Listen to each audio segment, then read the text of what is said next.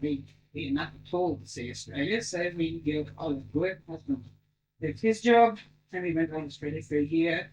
And after I had been interested in it, I never been collecting, but a friend suggested to Pat Reynolds at the State Library that I already suggested to me that I asked Pat Reynolds if they buy the tapes if I did something. So she said yes. So I said, do right, and I applied for a Commonwealth Literary Fund grant. I said, well, do you know that? Most of my amazing I got one. It was 500. It was pounds of dollars at $1,600. It was a strong incentive. Oh, I didn't anyway. The money, well, the tax that we didn't have that much money because it was taken a year off work with a young family was a fairly big thing. And so we went around Australia for 12 months and we really, we worked. I worked in a factory, worked in a fruit factory in South Australia. My husband worked grape picking, kids worked, or the little one. Went to Perth, went to Geraldton, did a bit of freelance writing, Geraldton local paper, Women's Weekly sort of thing. I always done freelance writing, so that wasn't new. And then, spent a year, came home and I really got the bug for, not so much for folklore, which had been my first love, but for oral history. Because when people didn't know any songs or poems, I tended to say, well, tell us about the property, tell us you lived here a long while, tell us about your life, tell us about your working life in particular. Yes. So I've always been interested in working class history. And so when I came back, I was actually, someone saw me on telly, I was on the state night, and his name, anyway, publisher Nelson's publisher, rang me up. No, long before that, Jewish name, but his name. And he, this was that's it, yes. He's 69, 70. And I said, well, I'd like to write a book about going around Australia. And I said, oh, yes, and I thought, very cleverly, I had no idea how hard publishers would get. I never bothered, and he never made me up, so I thought that the books had been written about going around Australia. Anyway, what would they want another one for? You see, I just couldn't see it. So I knew. And the lady in turn was a professor of history at Monash. She was a friend of mine.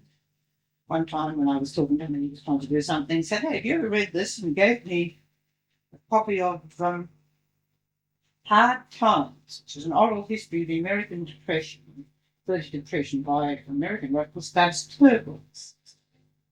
And it changed my life. I suddenly said, heavens, this is not to when I didn't quite know what to do with all the stuff I collected. It was very bitsy, half a dozen. Mind you, it's very valuable now because no one else did it when I was doing it. Perhaps a dozen interviews with Aboriginals and other people who'd been on the pearling ships in Broome. Another dozen or so with people around Geraldton. Did you just initially choose people who took your interest? I initially chose people I thought might know folk songs, actually, Aboriginals. And then when they didn't, and I talked to them about their job, I had a fairly broad view of the folk oral tradition, which in fact I realise now is a correct one, because the oral history is only a part of a much larger body of oral tradition. And I couldn't see a great deal of difference between when I didn't know any songs or collect yarns, or most oral historians or folklorists just stick to their genre, but I think I've got more credit than most. And I came home, and my daughter came home one day from school and said, oh, I do feel awful. Here's Paul, this car at McGraw. Gets up every day and says, doesn't anybody know of a teacher librarian? We didn't have a librarian, you see. And I do feel awful with you staying home. You might volunteer. So I did volunteer. I went back teaching for a year or so. But I didn't, my heart wasn't in it anymore. And in fact, after I read Stubbs Turtle's book, I suddenly realised that this was a period in which I was very interested, and which I lived through. And I thought, that's what I can do with all those tapes. I can, interview in a directed fashion. So I proceeded to do so. And that was, I think, probably the turning point in my life. And that would be about 72, but I was about 45. And I really, from then on, teaching, to which I had devoted my 10, 14 years to get a degree, etc., after life teaching, didn't interest me at all. I left the education department finally this time, and became an oral historian. I got also the Muslim government was in at that period, and they were giving grants for this sort of thing, for writing. I applied for and got a minor writing grant, $4,000, which would have just made it possible because the oral history is expensive and at the time consuming. And I had already got a whole lot of stuff because I had always been interested in depression all around Australia on this big trip, you see. I then just started adding to it. I went to, virtually all over Australia. And all in the states I couldn't afford to go, like Western Australia and Tasmania. I managed to find people in on mainland who could help me, or sometimes people would ring me and say, my mother's coming out from Western Australia and she's in that depression. So in fact, I managed to get fairly good coverage, and I worked on that for about. I've got a very strong Protestant work ethic and a very strong feeling that when I set my hand to a thing, it's a personal pride that I don't give up till it's finished. And I sort of worked away at it, and. How long did it take you altogether? Started in 72, got published in 78. And tried to do a few odd things in between to keep the pot boiling, But basically, that was it. And Has this been published? well, this is what I'm writing the film of, actually, another book that I couldn't get published. We had it somewhere. And so it was really interesting because you see, nobody in Australia had heard of oral history. I was the first. Well, there might have been one or two smaller ones, but I was the first well-known one. And so, extraordinarily difficult to get a book published in Australia, especially if it's got no sort of, useful value. It doesn't tell you how to do anything. I'm just a history book. Now, history books were easy to get published because at least they had a known public. Academics can get history books published, but someone who's coming along with an enormous manuscript full of interviews with ordinary working people, it wasn't quite the thing. People would say, but it's really a document book, isn't it? Or it's really this sort of book, or it's not really literature and that sort of thing. And there was, so I find Australian publishers, perhaps all publishers, enormously conservative. They won't publish, once you're successful, there's no trouble. But they won't, just when you really need someone to take an interest and to be a bit adventurous, they won't. So you had a number of rejections? Oh, yeah, it's almost every Victorian publisher, major and minor, or major, certainly. I didn't get some publishers. But yes, Penguin knocked it back. Then Bob Sessions hadn't gone from Penguin, turned up at Nelson's and knocked it back there, and then I went to Penguin and said, well, Bob Sessions knocked it back, but he's not here. And they said, but we've already knocked it back, and he wouldn't publish it at Nelson's because he'd already knocked it back. And then I was, Macmillan's, and they said, we've only written it such and such a way, so I took it away, converted it that way. Well, I went back, she'd left and gone somewhere else, you see. Oh, yeah, it took me a year. You see, I was very innocent. She said, write it that way. I thought, well, she probably right. So I went away for a year. I never even rang up and said, I'm doing it. I just wrote it. Well, I went back full of joy to say, here it is.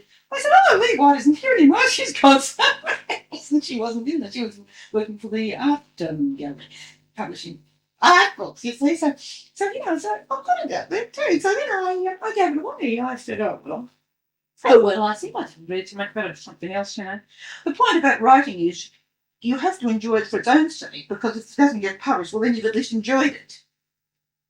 But if you didn't enjoy it and it doesn't get published, I never expected to get it published.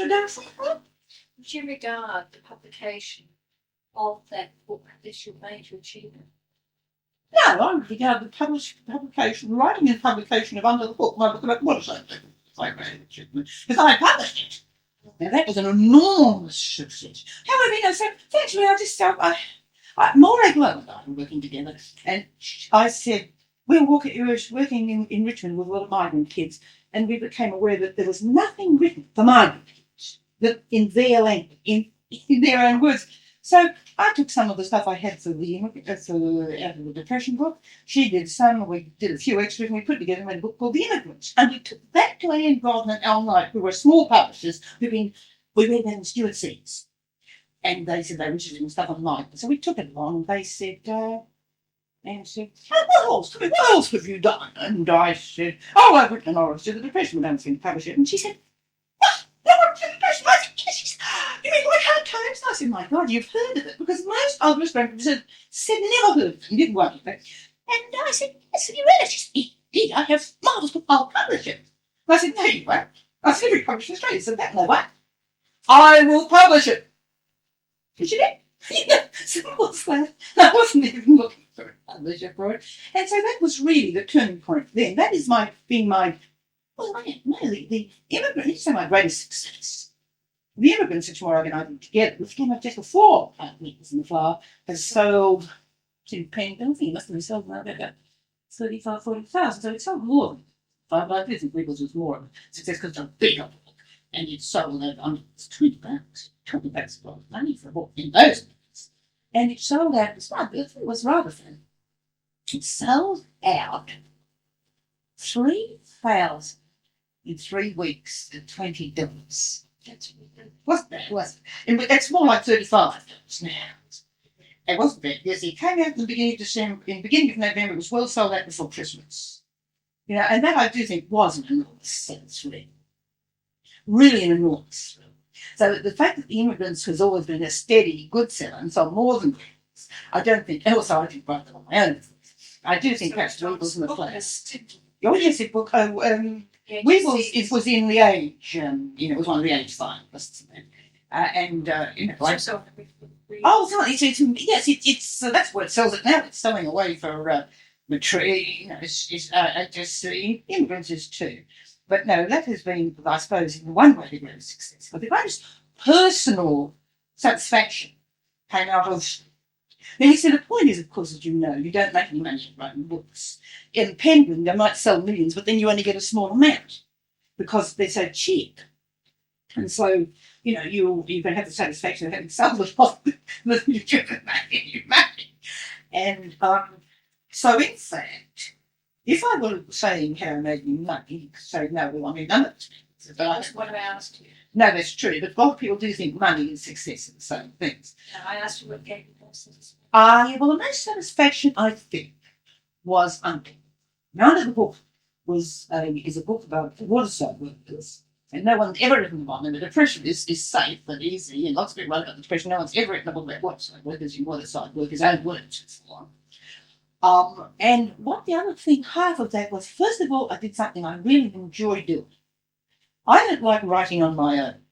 I'm a intensely social creature. When you go and interview people, talk to 100, 200, 300 people looking for Weevils in the Flour, that's very social. When you go away for 3, 4, 5 years and write the blood, it's a huge amount. And it was half a million, so I cut it down. So, in fact, and then I find very alienating. For a whole you slave away and you're quite cut off from me. And that I don't like. So, the thing I liked about the impulse that the thing I really liked about Under the Book, but I did it with old Wolfie, he's 82 now, and sharp and strong as an ox, Tom Hills, who was, I had known, not only slightly, he was in Weevils in the Flour. And see, this is the interesting thing out of Weevils in the Flour, and I met Tom Hills and what he doing. What he doing was coal miner who my son's made a film of my book, which he says, I'm published because I haven't got time to write the pants thing. Back one thing. Now, and they were really marvellous people. And with these two really great people, or 3, because Agnes, I was writing the sort of way I like to enjoy. I was writing cooperatively. Under the Hook was called by Hills and Lowenstein. Tom didn't write it, but he found me all the people, talked me to the faces, got Wolfies to talk to me, and Wolfies don't talk to people outside the wharf very much about their working life. It was understood. He really opened the waterfront up to me and really made it part of the live. Sort of friendly group on the wall, and they take you their hearts. And then when I went to my publisher with this, they said, who's going to buy a book about warfare? I said, well, who's going to buy it? What warfare are? Oh, there's not that many bloody Wharfies in the world, they said. So they said they publish it sort of hard-hearted way because, in fact, they wanted to keep my next book. And I thought, no, why should I? And I have had, I did have a journalist experience, and I had edited magazines, small magazines, pub magazines, etc. I was in a I knew a bit about publishing, not a lot, but a bit enough to really convince me as silly I was actually to try and do it myself. And also, I'm got a very, very, very strong sense if I do a thing, it's got to be done very well. So therefore, because self-published books always look amateur, people can always look at them, they call them vanity publishing, and if I published it, it had to be as good as any book, if not better. And it had to look very good, you see. So anyway, Tom and I set out to publish it myself. And we raised the money. We raised money for the Waterside Workers Federation. We raised the money for the Labour History Society. That's from a lot of friends. We did the old selling it on subscription. People, sell one. Okay, about 2,000 we had the money for. And so around did you do this one? 4,000. Well, no, 2 lots of 2,000. And it's just about sold. The second one's just going to sell that now. I've got enough of them. So just without, if I don't promote it, and it just sells on like it's selling together now last month. So let me start then for another project. The film scripting would be your next challenge then. Yes, I want to show you.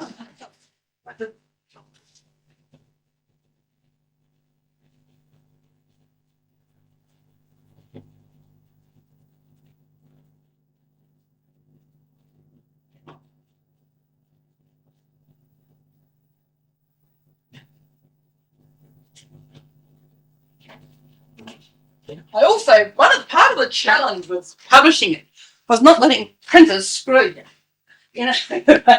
For instance, the first lot came from the printer without the cover laminated because he'd forgotten. And with bottom boxes, full artistic layers on the bottom, the cover had been packed wet and was smeared and unsaleable. And very fortunately, it sold so quickly that I got to those bottom boxes before I paid the bill. Because, once you've paid the bill, you've had it. The only customer that's got any clap is one that hasn't paid the bill.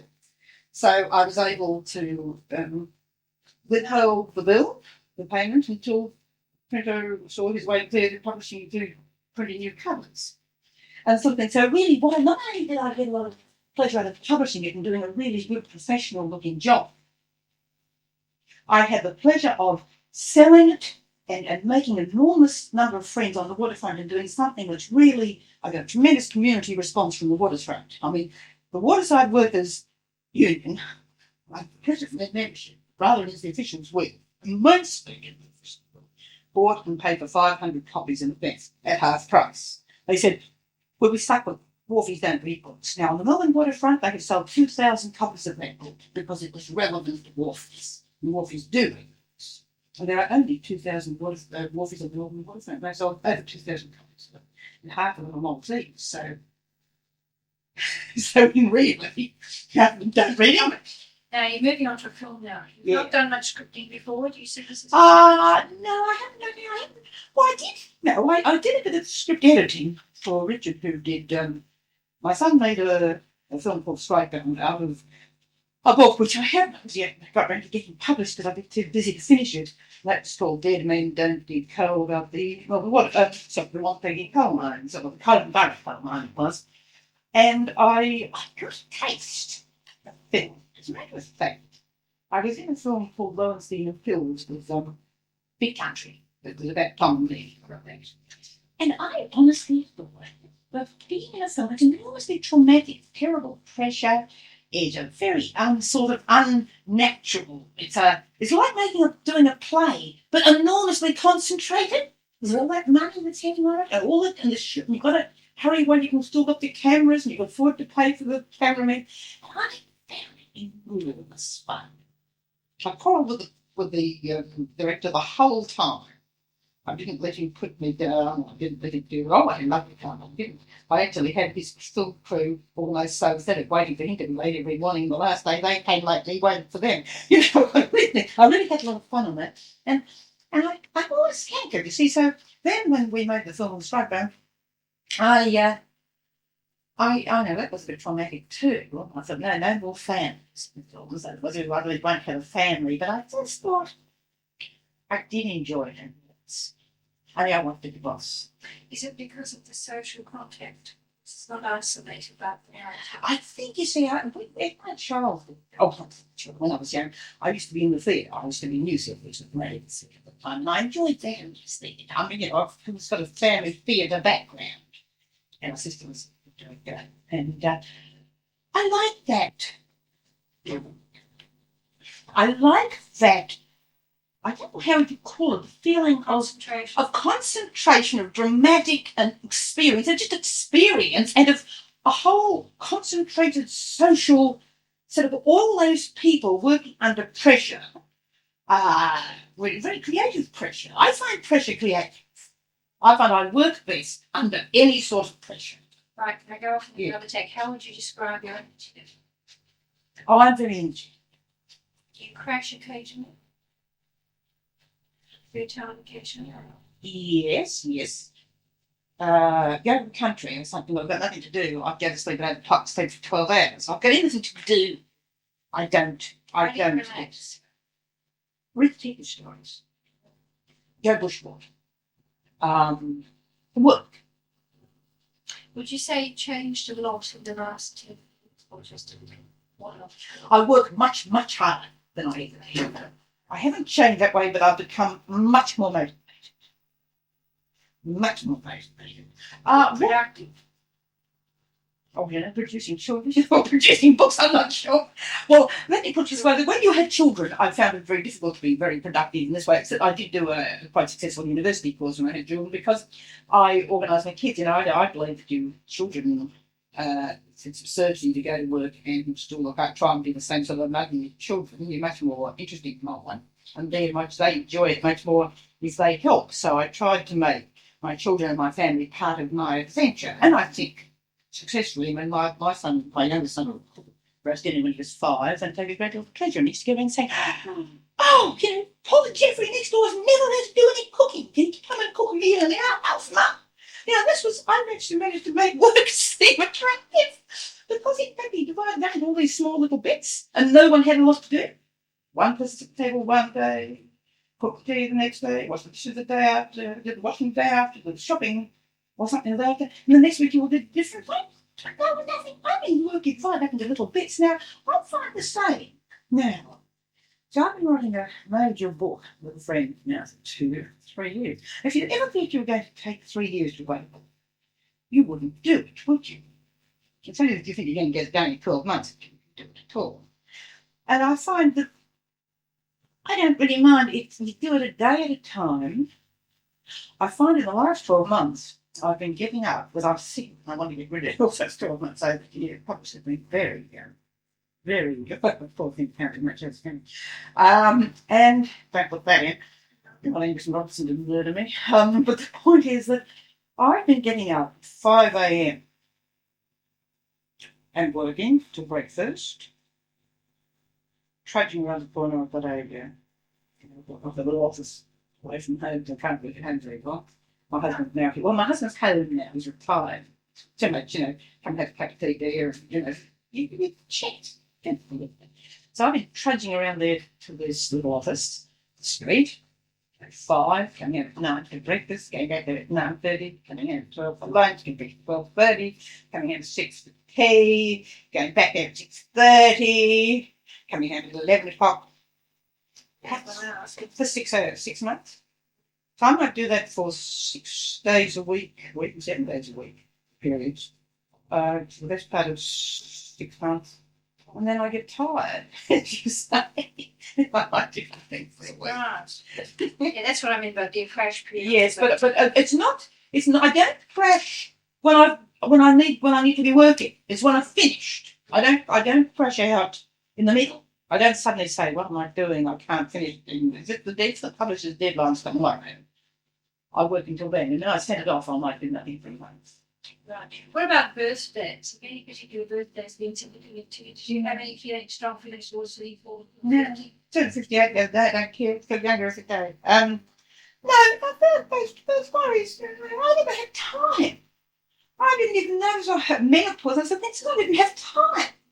I mean, I don't say that people who did notice it are not trying or anything. I just didn't have time, frankly.